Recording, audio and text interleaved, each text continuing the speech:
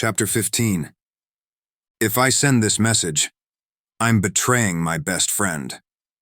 The thought made Seer feel as if an Hungarian worm was crawling inside his belly. But sometimes making the right decision has consequences, and sending this message is the right decision, isn't it? His head pounded. This was not an easy action to take, and time was not on his side. The Bortrax will soon request half the females on board, including Kaci, and I would do anything to protect her, even this. He ran agitated fingers through his hair. I'm not just considering this for my own selfish reasons, because there's more at stake than just her life. If we don't give up the females, the Bortrax mothership will attack, and this ship is a transporter vessel, not a warship. We will lose, and then we will lose all of them. Leader believes Parsimon and the other males who funded this voyage will come to our rescue and defeat the mothership before our time runs out. It's a gamble, with the females' lives, with Kaci's life. The lights overhead flickered, signaling that for one moment power was being rerouted to communications. So Leader can send his message through the wormhole. Now is my only chance. It's the only way to be sure they'll all be safe. Seer hit the button. His message was sent, and within moments the lights overhead grew bright once more. It's done. There's no turning back now. He waved his hand and the 3D screen vanished. For a second, he just stared around the empty medical bay. It still looks the same, as if nothing has happened. It was not an easy choice, but it had to be done. Suddenly, the hairs on his arms stood on end and his stomach turned. He gripped the side of his table, trying to steady himself, but the vision tore through him before he was fully prepared. Pain burned behind his eyes, and everything went black. He stood in a dark hallway in the ship. Red emergency lights flashed and a siren blared. Like most of his visions, he could already tell it was going to be a bad one. He steeled himself for the terrible things he'd soon experience. Seer. Spinning at the sound of his name, the already fuzzy vision blurred further. It was a second before the moving shape in the darkness formed into a person. Leader. They're gone. His friend's face was etched in pain. His fingers bit into Seer's shoulders. We failed them. We lost them. He looked down to see his friend was covered in blood. His markings were so pale they were nearly white. The blood was his own, and he's lost too much of it. Calm yourself, let me... Calm? They took your female too. My female? A shiver raced down his spine. I don't have a female. You're Kaci. His hands curled into fists. Where is she? I will get her back, and someone will pay. Leader placed a hand against the wall, blinking slowly. Too late. Cold fury swept through Seer. He stepped forward and reached out, but a horrible pain sliced through his ribs. Glancing down at himself, he saw that his clothes were torn, and wounds covered his body. One in his chest was bleeding profusely. There had been a battle. And he had lost. Lost Kaci. Then he was on Leader, grabbing him by the shirt. Who took her? What happened? Tell me everything. His friend blinked slowly. The Bortrax. They took my mate. They took the females. How? He demanded, his voice almost a roar. Leader's lips moved as he tried to answer, but suddenly, he tipped forward. Seer tried to hold him up, but the pain in his chest paralyzed him, and his friend slid out of his injured arms. Leader hit the ground, the impact silent beneath the deafening warning sirens. Crumbling to his knees, he felt for a pulse. Nothing. My best friend is dead. The female I swore to protect is gone. What happened? Rising on legs that shook, he clenched his fists and started to run toward the bridge. I need to know what happened so I can stop it. I need to... Around him, the vision began to fade. No. I don't know anything yet. I need more time, more information. He gasped for breath as his vision faded and the medbay came back into view. He was shaking. His entire body felt weak, drained. Damn it! He slammed the table with his fist. Why do my visions taunt me? How many times do I have to see something awful, but never be given enough information to stop it? His primal side roared to life inside of him. its rage making his nails lengthen and his flesh ripple. Protect our female. A need to kill and destroy swept through him with such fierceness that he saw red, like when I was a soldier. The thought made him freeze. He never wanted to be that male again, but he'd had some control over that. He couldn't control the powerful rage from his primal side. Seer the medic killed only when he had to, and he was frighteningly good at it. But if his primal side took control and he shifted, no one would be safe. Taking several deep breaths, he could no longer ignore the way he was changing. The shadow walker within him was growing stronger. Something about Kaci had awoken his primal side, making it more than an echo inside him. He should be elated, but he couldn't imagine a worse time. If I can completely shift into a shadow walker, I can be a first-tier male, maybe even fight to keep Kaci. But I also cannot risk ever letting it loose, losing control. Not now. Not with a fragile female to protect. He forced himself to search for stillness, for peace. He felt his nails slowly retracting and his markings returning to normal. This was a warning. The boar tracks are coming, and there will be a battle. You can't be distracted from the significance of it by what's changing inside of you. His vision, as always, didn't tell him which path to take, which action would save Kaci from the boar tracks. But now I know I'm right. The females are in danger. I just need to figure out what to do about it. He cursed again. Sometimes he hated being right. Seer. Pushing away from the table, he turned. Kaci stood in the doorway to his quarters wearing his shirt. His breath caught. Was the vision correct? Is she meant to be mine? He could feel his primal side's possessive assertion. He shook his head. I must be crazy. Parsimon would have me killed if I took her. Besides, I haven't even fully shifted yet, and I still might not shift fully.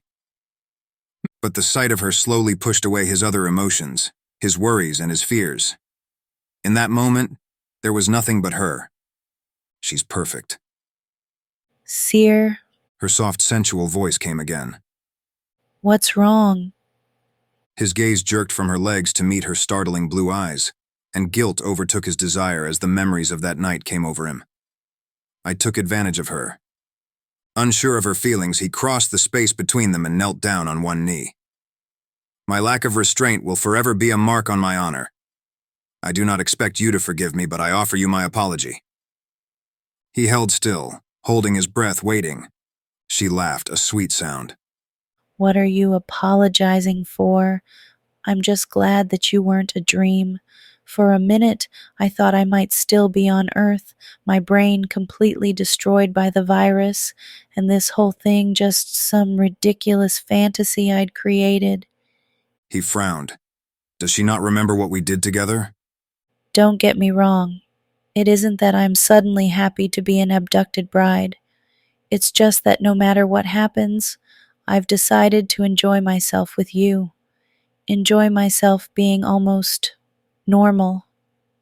She tilted her head, her beautiful curtain of long golden hair moving as she stared down at him. She must still be groggy from the healing bed. Perhaps humans need longer to recover than we do. I am not your male, and last night I violated you. Violated? Oh, you realize She began, her voice growing quieter. I was the one that took advantage of you. I mean, I did sneak into your bed and fondle you while you slept. Honestly, I don't know what came over me. I've never done something like that before. His momentary relief melted away. Oh, that's why she forgives me so easily. She doesn't know that this is my fault. He shook his head. This is still my fault. The healing bed makes human females aroused. As your medic, I knew you were not in your right state of mind.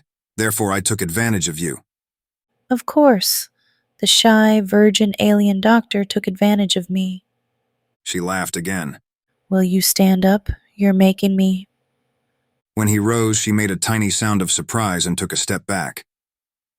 I don't know why I keep forgetting how big you are. Cautiously, he lowered his gaze until he met hers. There was nothing but merriment in her eyes. He frowned, feeling even more uncertain. Is she still impacted by the healing bed? Do you understand what I have done? How could she know? He chided himself. She doesn't know our ways. I may have told her that I couldn't take a mate and that she belongs to Parsimon, but she doesn't know what those things mean. She cannot possibly understand how wrong my actions were. Her gaze went down to his mouth, and her little pink tongue darted out to lick her bottom lip in a way that had his cock hardening. I remember. I understand. She moved closer and tentatively placed her small hands on his chest. The thing is, maybe the healing bed made me a bit more adventurous, but I don't regret it. It's what I wanted. She took a deep breath.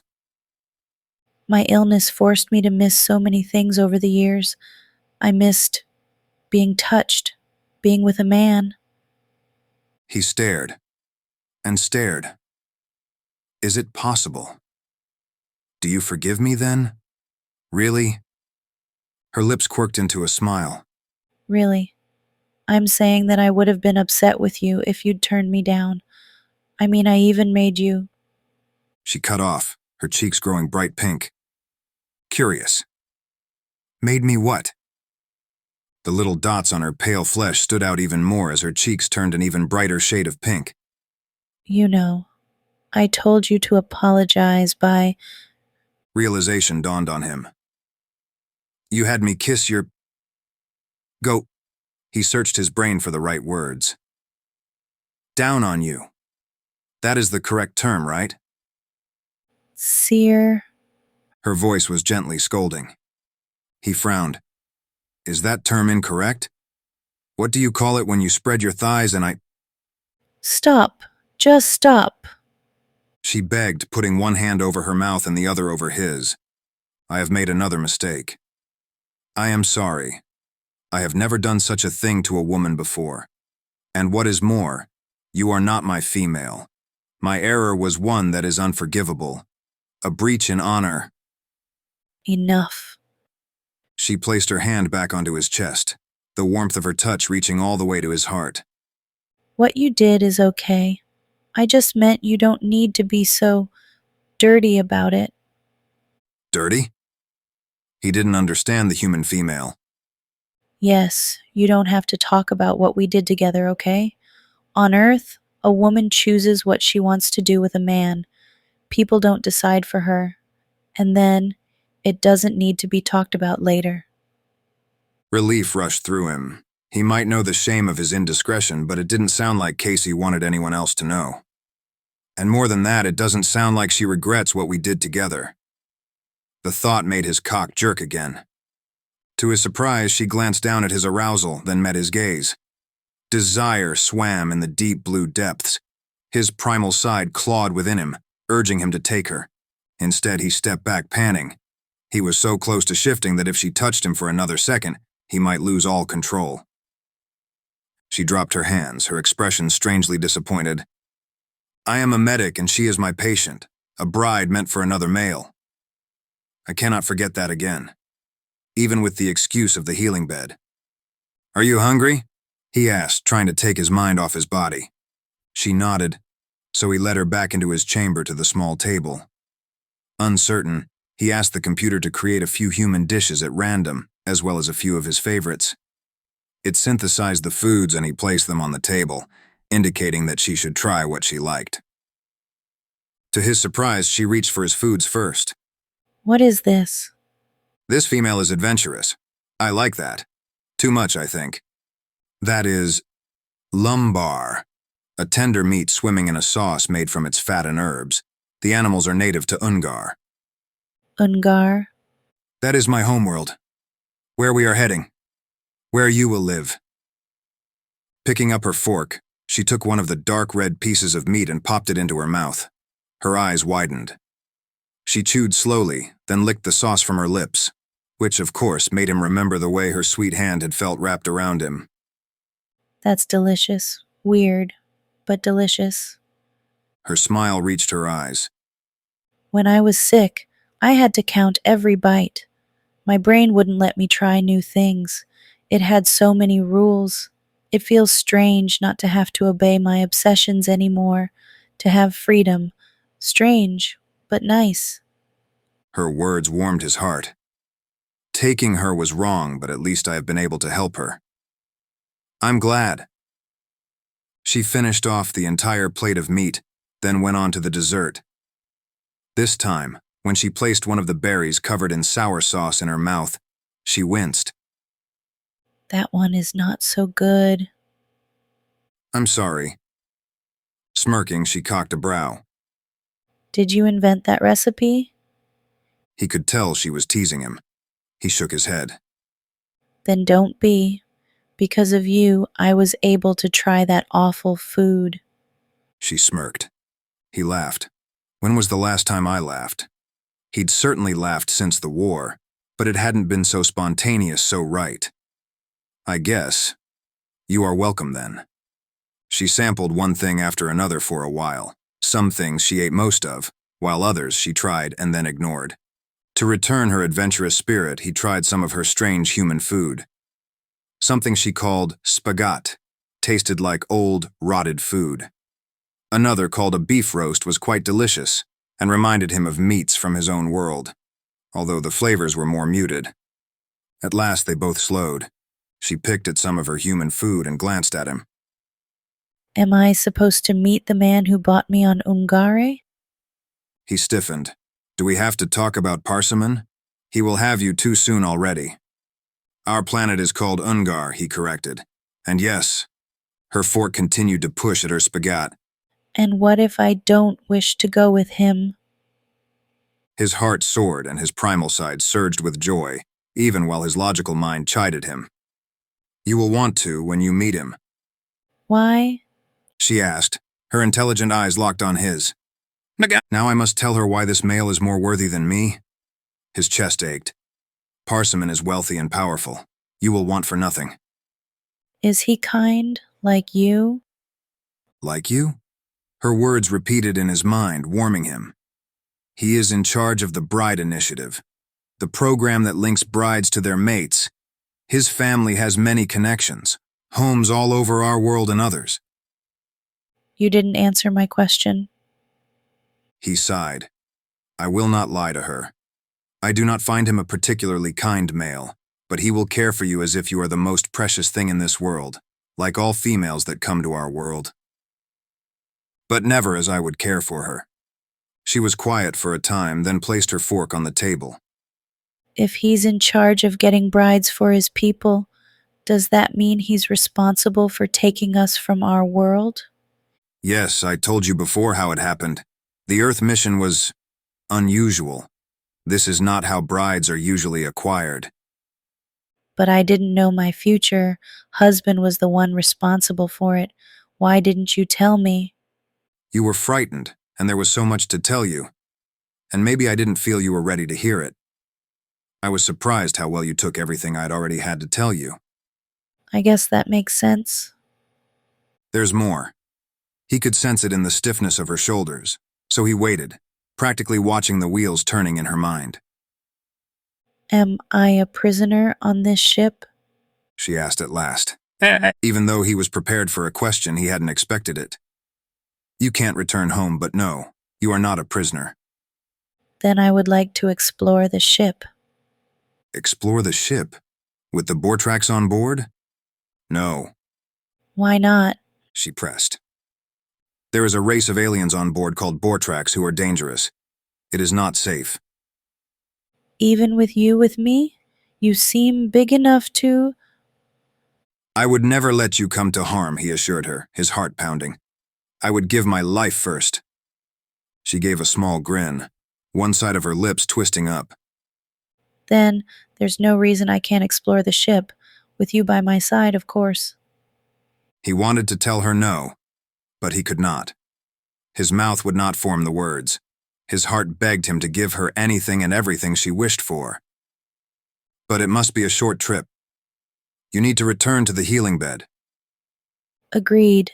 She said, her smile widening. For some reason, he felt that he'd been tricked, and yet he couldn't remember the last time he'd felt so happy.